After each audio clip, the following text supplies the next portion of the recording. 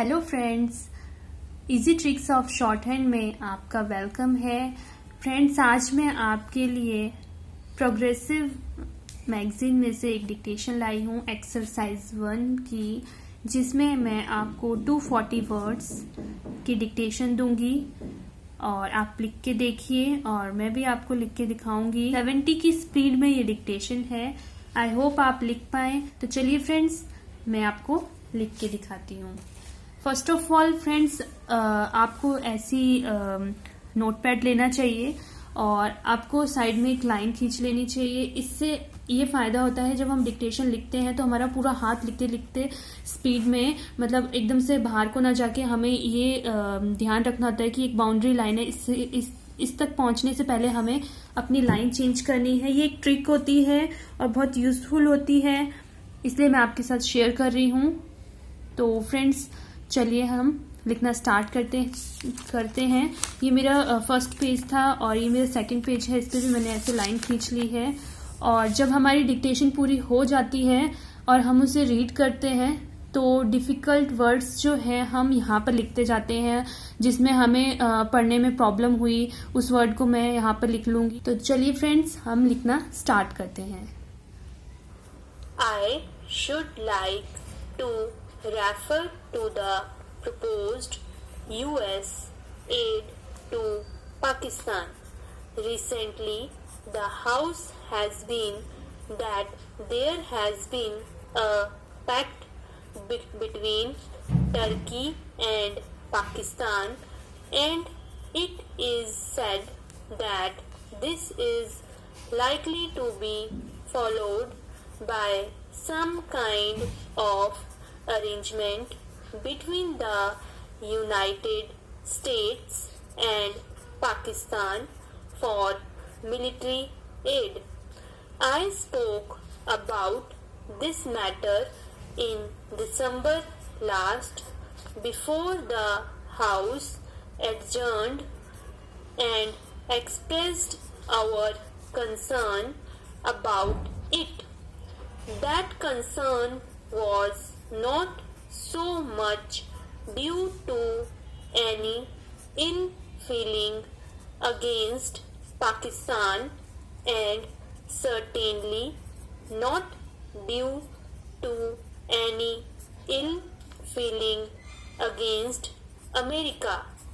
But I felt then, and I felt strongly ever since, that this step is a wrong step, and a step which adds to the tensions and fears of all the world. It adds to the feeling of insecurity in Asia. It is therefore a wrong step from the point of view of peace and removal of tensions.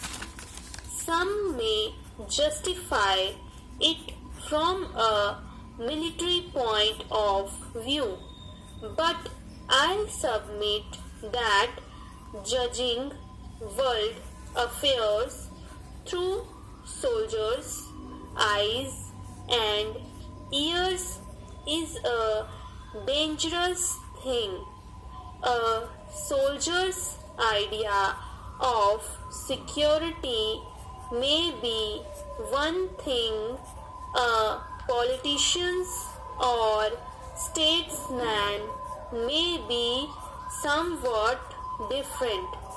They have to be coordinated. When war comes, the soldiers is supreme and his voice prevailing, but not in a peace time.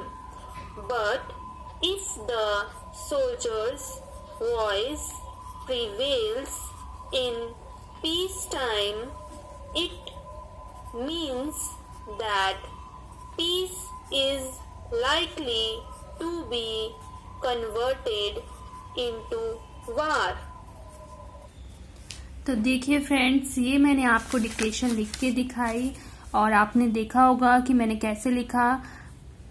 और इस area का मैंने बिल्कुल use नहीं किया है और मेरे 2 पेजेस यूज हो गए हैं। और यहाँ पे मैंने 2 लाइनें इसलिए छोड़ दी क्योंकि मुझे लग रहा था कि पेज बदलना है और नीचे तक अगर मैं लिखती गई तो एकदम से मैं पेज टर्न नहीं कर पाऊंगी और इतनी 2 लाइन्स नीचे छोड़ देनी चाहिए होती है। ठीक है, तो ये देखिए, ये सेकंड पेज है और अब मैं इसको आपको रीड करके दिखा देती हूँ। थोड़ा सा 1-2 लाइन्स और जो डिफिकल्ट वर्ड है उसको मैं यहाँ पे लिख के दिखा देती हूँ। तो ये देखिए, I should like to refer to the proposed. अब देखिए प्रपोज्ड है, अगर आपको इसको पढ़ने में कोई प्रॉब्लम हुई है तो आप इसको लिख सकते हैं यहाँ पर। ये देखिए ऐसे, ठीक है, प्रपोज्ड आपने लिख दिया।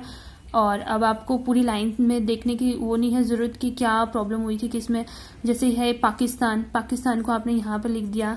2 लाइन्स जरूर इसके नीचे बनानी है, यूएस के नीचे भी और इसके नीचे भी, जिससे कि जब आप लिखेंगे, इसको टाइप करेंगे तो आपको पता रहेगा कि ये कैपिटल में होने चाहिए। और जो भी इम्पोर्टेंट वर्ड्स हैं उनको हम यहाँ पर लिखेंगे। तो देखिए यहाँ पर रिसेंटली, जैसे कि है रिसेंटली भी अगर हो जाती है प्रॉब्लम पढ़ने में कि क्या है ये, तो इसको भी हम यहाँ पर लिख लेंगे। Recently the house has been that there has been a pact between. अब जैसे पैक्ट है, इसको आपको पढ़ने में प्रॉब्लम हुई तो हम यहाँ पर लिख लेंगे, उसके साथ भी लिख लेंगे कि पैक्ट है। Pact between Turkey and Pakistan and it is said that this is likely to be followed.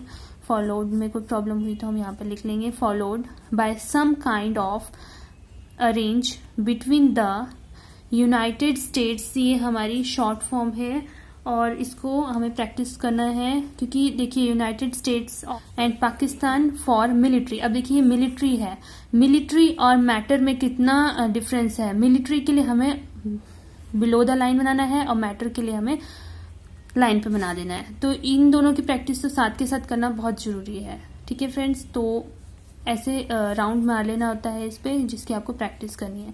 तो ऐसे ही आपने पूरी डिक्टेशन आपने जो आपने लिखा है उसको आपने रीड करना है और रीड करना बहुत जरूरी है स्टेनोग्राफर्स के लिए। जो भी आप लिखते हो उसे रीड करिए और अपने डाउट्स जो हों उनकी प्रैक्टिस कीजिए, तभी आपकी जो आप आउटलाइंस लिखते हैं उसमें इम्प्रूवमेंट आएगी। ठीक है फ्रेंड्स, तो इसमें अब मैं